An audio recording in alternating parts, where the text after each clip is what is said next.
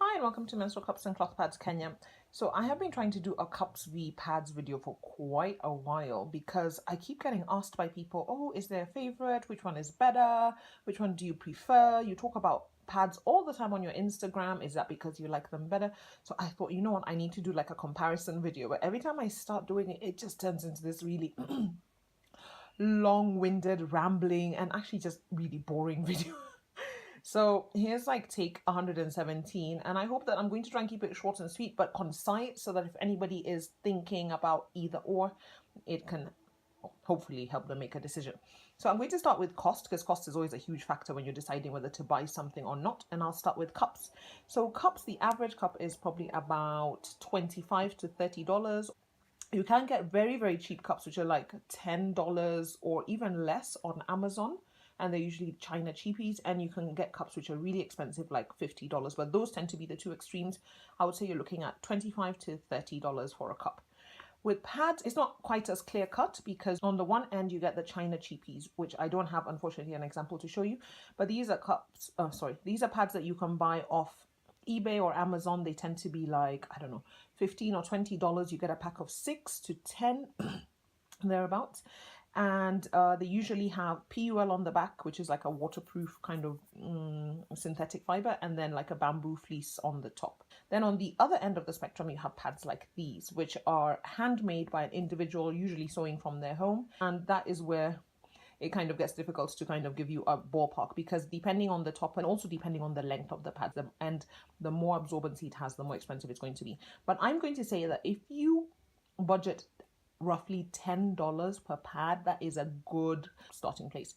The second point worth noting is ease of use. So how easy is it to use cups versus pads? Now, cups tend to have a little bit of a learning curve with them, but the basics is that you will fold it into whatever fold you want, pop it in, and then release it, and it will catch the blood. When it's full, you will take it out and you empty it out, rinse it, and you reuse until your cycle is done, and then you will sanitize it by boiling or whatever you choose to do. So that's the basic use. That's the basic way you can use these. With pads, you will take it, and as you can see, they have snaps. Now, these are all-in-ones. They have some which have inserts, but they're rare, more and more rare. So I'm just going to use the all-in-ones as a catch-all. And they have snaps on them, and this snap will snap around the gusset of your underwear like that. So your pad will appear like that in your underwear. And when it's full, you will take it out, you will fold it up, and you will either wash it right away, you will soak it in cold water, or you will store it and wash it at the end of your cycle. So those are the two ways. Now, like I mentioned, cups have a steep learning curve, so you can find that it can take you a few cycles, so don't lose patience with them. Just keep trying, and and sometimes you may find that you have to get another cup, that one cup may not work for your body. The one thing I'll say about cups is that it really forces you to get up close and personal with your anatomy, and so if you are somebody who's just not comfortable with that, then cups may not be the thing for you. On the other hand, with pads, if you're not comfortable with the blood, then they may not be the one for you. Although, to be honest, you don't even have to touch the blood, because let's say I've got this and it's completely full, right, and it's just all down there. You will just take it, fold it up, snap it shut, right, like that, and put it in your wet bag. And then when you open it, you will just unsnap it and chuck it into your wash or whatever it is. And you don't necessarily have to deal with blood if you don't want to. Now, I should add something, that an added expense here, as I mentioned earlier with cups, if you buy a cup and it doesn't work for you because, I don't know, your cervix height or your flow or whatever it is, then that's going to be an additional cost, because you're going to have to buy another cup or buy a few other cups until you find one that works for you. Same goes with pads, to be honest, because you may find a shape doesn't work for you or an absorbency doesn't work for you. So it can be a little bit of trial and error. I don't necessarily recommend people buy sets, because if you buy a set of the same exact type of pad and then it doesn't work, that's it. That set is useless to you. I mean, you can resell it and buy another one, but buy individual. Start off with a single pad and then add to your stash as and when you feel comfortable. So the third thing to consider is how easy is it to clean either your cups or your pads. So cups are super easy to clean. You just rinse them after each use, before each insertion, and at the end of your cycle you can boil it, or you can use sterilizing tablets like the ones they use for babies, or you can even use hydrogen peroxide and soak them overnight. With pads, keeping them clean is a little bit more involved. You can either wash them right away, you take it out, you rinse it, you wash it. If you're out and about and that's a little bit more tricky because you're not going to be washing your pads in a public bathroom, then you will take it, you will snap it up like I demonstrated earlier, and then you will just pop this into a wet bag, and when you get home you can either wash it or you can soak it and wash it later. Third option is you take your pad, you fold it up, you put it in a wet bag, and you let it sit until the end of your period, and then you wash it. It's not gross, I promise. So those are 3 options, and then you would normally just wash it with a normal detergent, no fabric softener because that affects absorbency over time.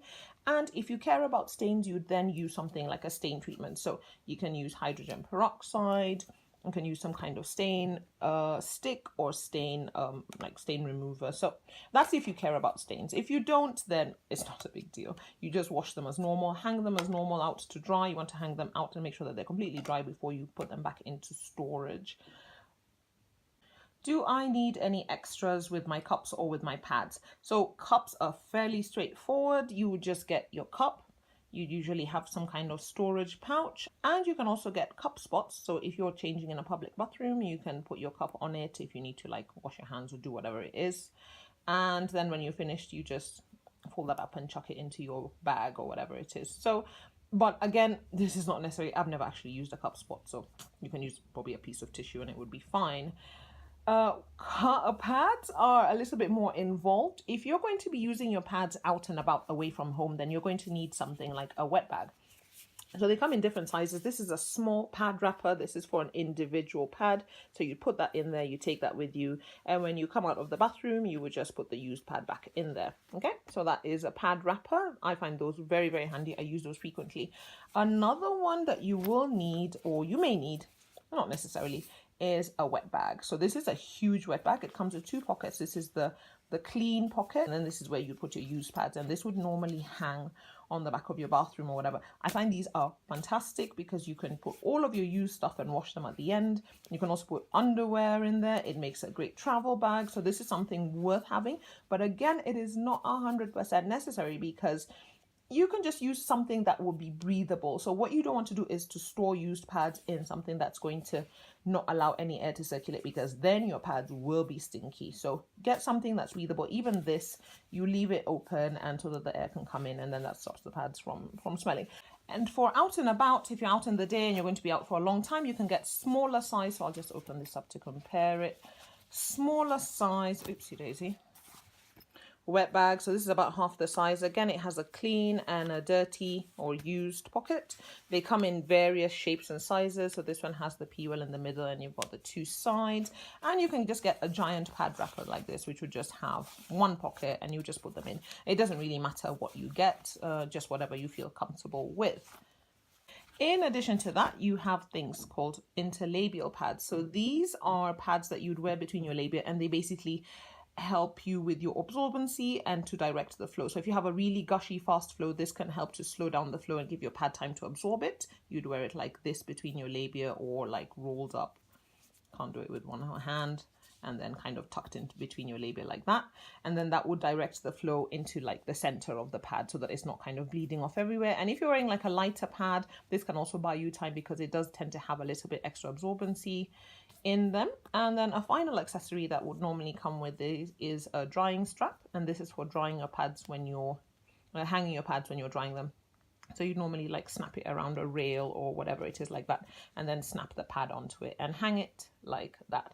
But again, not strictly necessary. I don't always use drying straps, although I do love them quite a bit. And I don't always use these, although I do love them quite a bit. How many will I need in one cycle? So with cups, you literally just need 1 cup. With pads, it's a little bit more difficult because again, it's super subjective. It depends on your flow. But I would say if you're happy to wash every day and you know that they will dry, you can get away with probably 6 pads. I personally would say to somebody, work out how many pads you use a day and then how long your cycle is, and then buy that. So I think an average, because most people have like a 5-day period, so I would say like 20 pads would probably be a really good number. You could use them even if you are washing, you're not worrying about drying. So 20 pads is 4 a day.